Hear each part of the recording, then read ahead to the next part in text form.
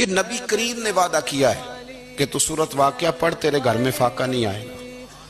حضرت عبداللہ ابن مسعود رضی اللہ تعالیٰ عنہ بیمار تھے تو حضرت عثمان غنی رضی اللہ تعالیٰ عنہ تیمارداری کے لیے تشریف لے گئے اور جا کر کے کہا کہ آپ بڑے بیمار ہیں، آپ کی بیٹیاں زیادہ ہیں، میں چاہتا ہوں کہ خزانے میں سے کچھ مدد کروں۔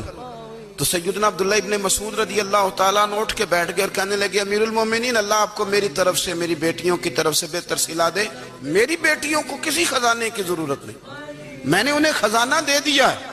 کہا جناب آپ نے کون سا خزانہ دیا ہے، میں آپ کے مالی معاملات کو جانتا ہوں۔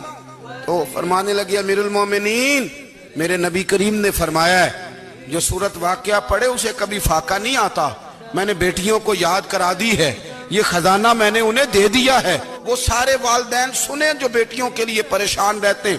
حضرت عبداللہ ابن مسعود نصیحت کر رہے ہیں، فرمانے لگے میں نے سورت واقعہ یاد بھی کرا دی ہے، پڑھنے کی عادت بھی ڈال دی ہے۔ حضور نے فرمایا ہے جو سورت واقعہ پڑھے اسے فاقہ نہیں آتا۔ کہنے لگے چاند تو اپنی جگہ چھوڑ سکتا ہے، سورج گر سکتا ہے، تارے ٹوٹ سکتے ہیں، پر مدینے والے رسول کی بات غلط نہیں ہو سکتی۔